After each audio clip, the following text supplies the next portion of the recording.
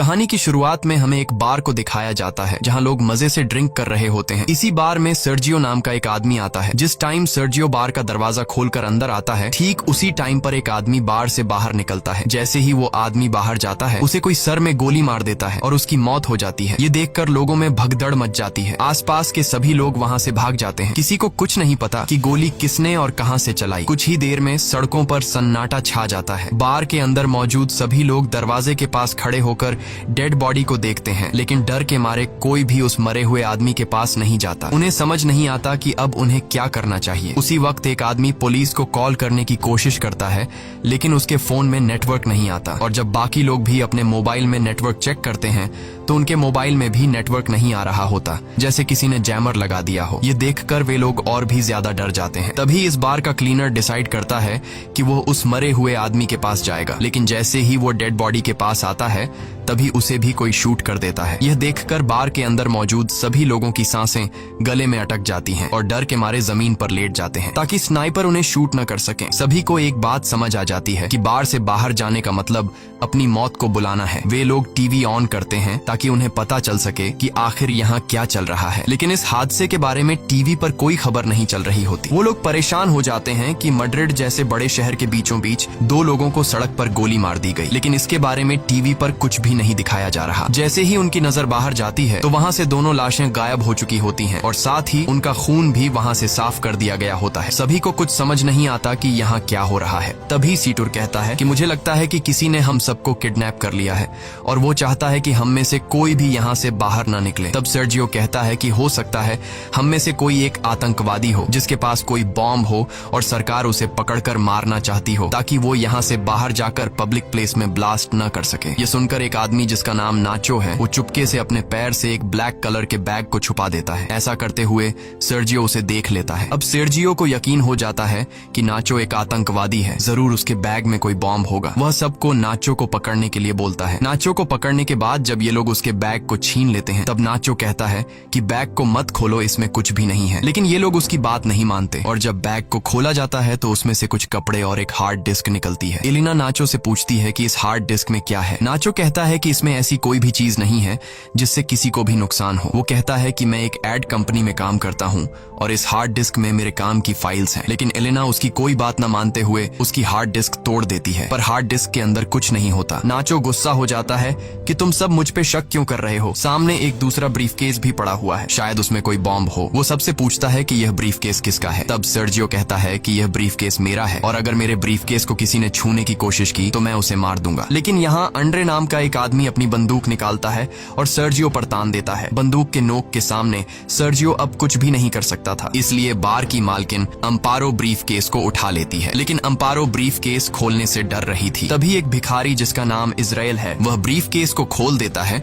और ब्रीफकेस के अंदर से सारा लेडीज का सामान बाहर निकलता है। सर्जियो कहता है कि मुझे यह सब बेचना पड़ता है और लोगों को मेरे इस काम के बारे में बताने में मुझे शर्म आती है। इससे पहले कि कोई कुछ समझ पाता, उसी वक्त उन्हें बाथरूम से एक अजीब सी आवाज आती है। जब ये लोग वॉशरूम का दरवाजा खोलने की कोशिश करते हैं तो दरवाजा अंदर से लॉक होता है। ये लोग किसी तरह दरवाजा खोलकर बाथरूम में जाते हैं और देखते हैं कि वहाँ पर एक मोटा आदमी पड़ा हुआ है जो कि बेहोश है। दरअसल कहानी की शुरुआत में ये आदमी खांसते खांसते इस वॉशरूम में आया था और तब से वो यहीं पर बेहोश पड़ा है। इस आदमी के पास एक इंजेक्शन भी पड़ा होता है। ये लोग इससे एक नशेड़ी समझकर वहीं पर छोड़ देते हैं। तभी इन लोगों को बाहर से गाड़ियों की आवाज आती है। जैसे ही ये लोग बाहर के गेट के पास जाते हैं तो ये देखते हैं कि बाहर बहुत सारे आर्मी ऑफिसर्स आए हैं जिनके चेहरों पर मास्क लगा हुआ है। आर्मी सोल्जर्स को देखकर ये लोग बहुत खुश हो जाते हैं और मदद के लिए पुकारने लगते हैं। ये सोल्जर्स वहाँ पर बहुत सारे टायर्स का ढेर बनाते हैं और उन टायर्स को जलाकर वहाँ से चले जाते हैं। हालांकि सभी को लग रहा था कि ये हमारी मदद करने आए हैं, लेकिन वो इनकी मदद नहीं करते और वहाँ से चले जाते हैं। कुछ देर बाद टीवी पर न्यूज दिखाई जाती है कि सिटी के एक बहुत बड़े हिस्से में आग लग गई है, इसीलिए उस जगह को सील कर दिया गया है और उस जगह पर अब कोई भी नहीं जा सकता। बार में फंसे लोगों को कुछ समझ नहीं आता कि सरकार झूठ क्यों बोल रही है। ये आग सरकार ने खुद लगाई है, उन्होंने हमें देख भी लिया फिर भी हमें नहीं ले जा रहे। तभी वो आदमी जो बाथरूम के अंदर बेहोश था वो अचानक सबके सामने आ जाता है। उसकी पूरी बॉडी बुरी तरह से फूल गई होती है, साथ ही उसकी आंखें भी सफेद लाइट की तरह चमक रही होती हैं। वो आदमी कहता है कि मेरे पास मत आना और मुझे छूने की कोशिश बिल्कुल भी मत करना। ये कहकर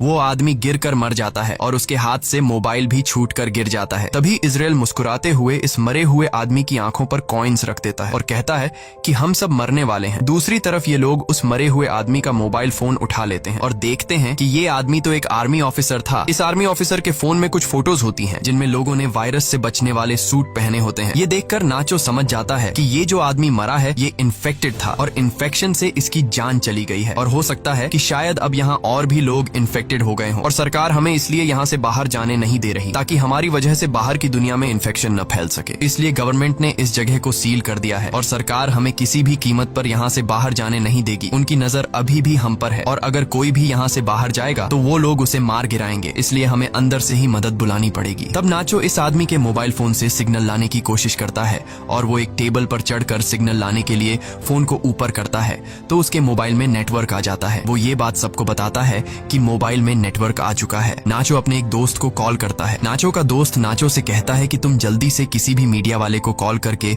उसे सब कुछ बता दो। लेकिन तभी सेटर भी फोन पर बात करने के लिए टेबल पर चढ़ जाता है और नाचो से मोबाइल छीनकर मदद के लिए चिल्लाने लगता है। लेकिन तभी टेबल पर ज्यादा लोड आने की वजह से टेबल टूट जाता है और उनका कनेक्शन कट जाता है। तब एंड्री दोबारा सिग्नल लाने के लिए नाचो से फोन मांगता है, लेकिन बार की मालकिन अम्पारो उसे रोक देती है और कहती है कि इस फोन को मत छूना क्योंकि ये फोन उस इन्फेक्टेड आदमी का है जो इन्फेक्शन की वजह से मर गया है। ये फोन भी इन्फेक्टेड है और अगर तुमने इस मोबाइल को छू लिया तो तुम भी इन्फेक्टेड हो जाओगे। सर्जियो और एंड्री को बार की मालकिन की ये बात बिल्कुल सही लगती है। अब इसका मतलब नाचो और जिस किसी ने भी इस मोबाइल को या इस आदमी को छू लिया है वो सब के सब इन्फेक्टेड हैं और ऐसा करने वाले इनमें से 5 लोग हैं। अब ये तीनों एक साइड पर खड़े हो जाते हैं और मोबाइल और उस डेड बॉडी को छूने वाले 5 लोग दूसरी साइड पर खड़े हो जाते हैं। तब एलेना कहती है कि हमें पागलपंती नहीं करनी चाहिए। घंटों से हम एक दूसरे के साथ हैं, अगर हमें इन्फेक्टेड होना होता तो अब तक हम इन्फेक्टेड हो जाते। लेकिन एंड्री अपनी बंदूक निकालकर एलिना से कहता है कि मुझसे दूर रहो नहीं तो मैं तुम्हें मार दूंगा। इसके बाद बार की मालकिन सर्जियो और एंड्री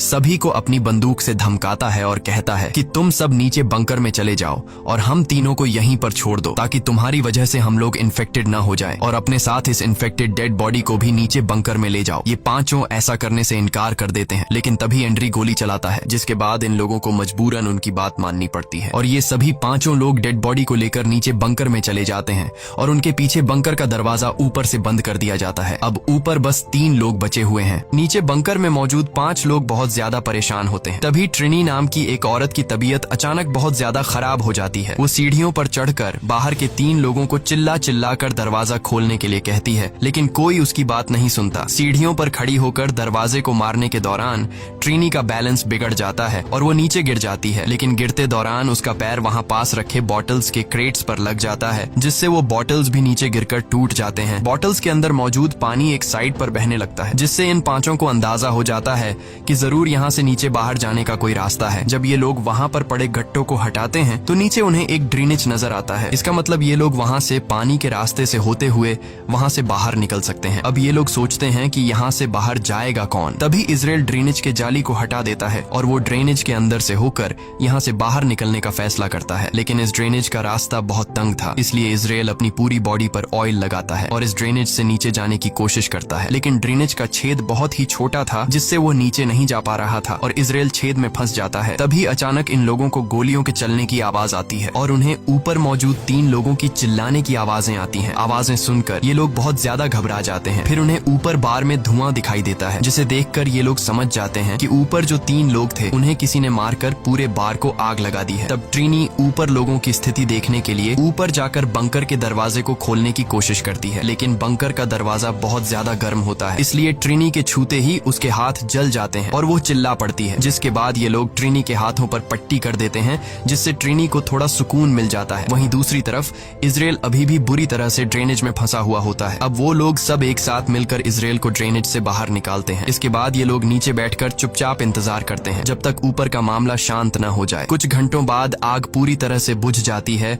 और वो लोग ऊपर बार में आने का फैसला करते हैं। ऊपर बार में आने के बाद वो देखते हैं कि बार पूरी तरह से जलकर राख हो चुका है। तभी ये लोग देखते हैं कि कुछ लोग बाहर से इस जगह को बुरी तरह से सील कर रहे हैं। यहाँ एलेना कहती है कि मैं मदद मांगने जा रही हूँ, लेकिन नाचो उसे ऐसा करने से मना कर देता है। वो कहता है कि अगर उन लोगों ने तुम्हें देखा तो वो तुम्हें मार देंगे, इसलिए हमारा फायदा इसमें है कि हम लोग यहाँ पर कुछ दिनों के लिए छिपे रहें और जब ये सारा मामला शांत हो जाए तब हम लोग एक एक करके चुपचाप यहाँ से निकल जाएंगे। नाचो की ये बात सबको सही लगती है। ये लोग बड़ी खामोशी से चुपचाप सब कुछ देखते रहते हैं, क्योंकि अगर किसी को भी पता लग गया कि अंदर अभी भी 5 लोग जिंदा हैं तो इन सबको भी मार दिया जाएगा। तभी यहाँ मोबाइल बजना शुरू हो जाता है। लेकिन अच्छी बात ये थी कि बाहर जो लोग उस जगह को सील कर रहे थे वो लोग वहाँ से जा चुके थे और जिस मोबाइल पर मैसेजेस आ रहे थे वो उस इन्फेक्टेड आदमी का था जो एक आर्मी ऑफिसर था। एलिना उसका फोन उठा लेती है और उसकी व्हाट्सएप चैट्स पढ़ना शुरू कर देती है, जिसमें एक आदमी उस आर्मी ऑफिसर से पूछता है कि क्या वैक्सीन लेने से तुम्हारी तबीयत ठीक हो गई है। उस आदमी ने जवाब दिया, नहीं, मेरी तबीयत बहुत खराब है और मैं किसी बार के वॉशरूम में छिपा हुआ हूँ, तुम मेरे पास आने की कोशिश मत करना। अब एलिना उसकी पुरानी चैट्स पढ़ती है जिसमें उस मरे हुए आदमी ने लिखा होता है कि मेरे पास अभी 4 और इंजेक्शन बचे हैं। ये लोग समझ जाते हैं कि उसके पास जो इंजेक्शन है वही इस वायरस की वैक्सीन है। ये पढ़कर सब लोग खुश हो जाते हैं कि ये वैक्सीन काम कर सकती है, लेकिन फिर भी उनके मन में एक डाउट आता है कि अगर उस आदमी ने वैक्सीन ली थी तो उसकी मौत कैसे हो गई। तब ये लोग उस आदमी की ओर पुरानी चैट्स पढ़ने लगते हैं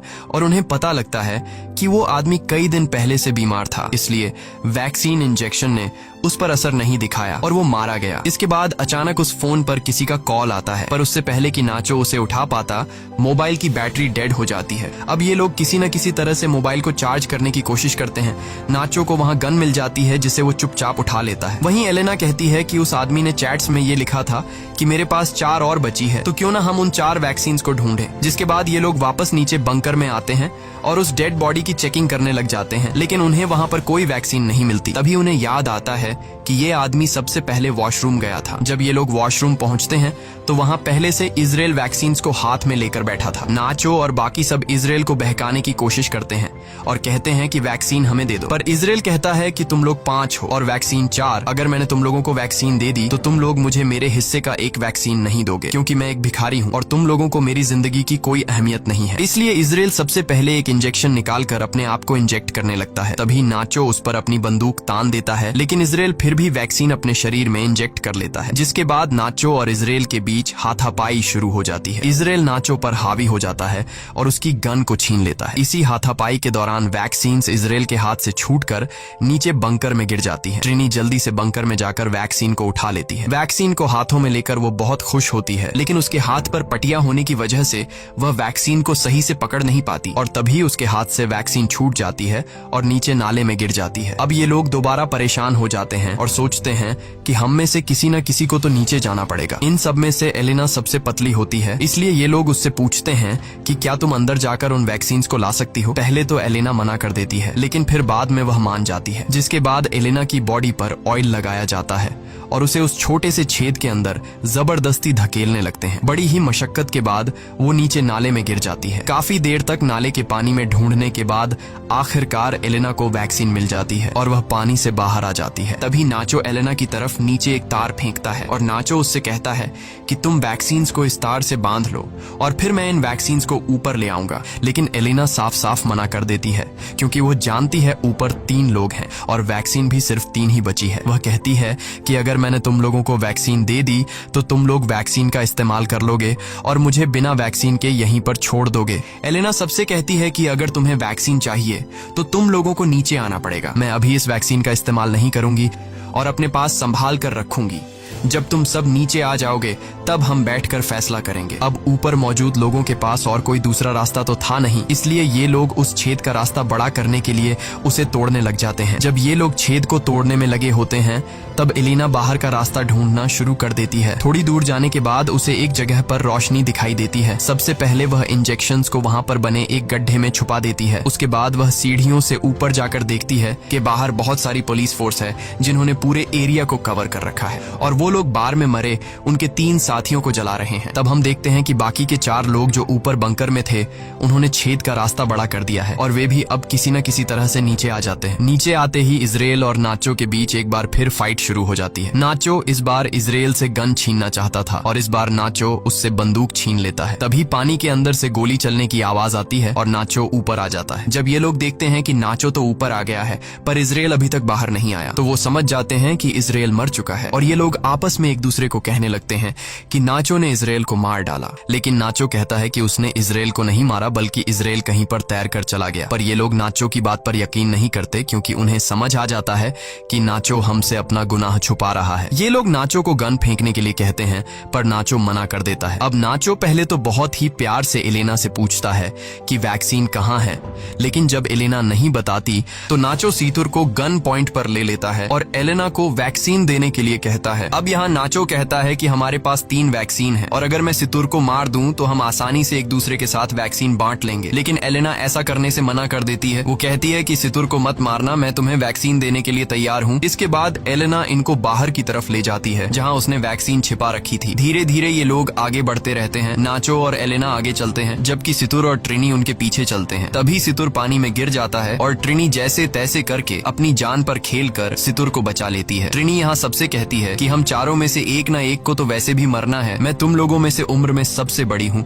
और मैं अपनी जिंदगी जी चुकी हूँ, इसलिए वो नाचो से कहती है कि तुम मुझे गोली मार दो ताकि तुम सब आसानी से एक दूसरे के साथ वैक्सीन बांट सको और तुम्हारी जान बच जाए। काफी देर तक सोचने के बाद नाचो ट्रिनी पर बंदूक तान देता है लेकिन वो गोली नहीं चला पाता, जिसके बाद ट्रिनी नाचो से गन लेकर यहाँ से थोड़ी दूर जाकर अपने आप को गोली मार लेती है। अब सिर्फ 3 लोग बचे थे और उनके पास इंजेक्शन भी 3 ही थे, इसलिए सब एक एक इंजेक्शन ले लेते हैं। इसी बीच उन लोगों को उस जगह से आवाजें आने लगती हैं जहां पर ट्रिनी ने खुद को मार डाला था। ये लोग जब उस जगह पर जाते हैं तो देखते हैं कि ट्रिनी की आंखों पर किसी ने कॉइन्स रखे हैं और ये देखकर ये लोग समझ जाते हैं कि ये काम किसी और का नहीं बल्कि इजराइल का है, क्योंकि इजराइल ऐसा करता है। और तभी पीछे से इजराइल सितुर पर हमला करके उसे जान से मार देता है। इजराइल बहुत ज्यादा गुस्से में था और वह नाचो और एलेना की जान के पीछे पड़ जाता है। तभी नाचो और एलेना को सामने सीढ़ियां दिखाई देती हैं। ये दोनों तेजी से सीढ़ियों की तरफ भागते हैं और इजराइल से खुद को बचाने के लिए सीढ़ियों पर चढ़ने लगते हैं। पर तभी एलेना के पास जो इंजेक्शन होता है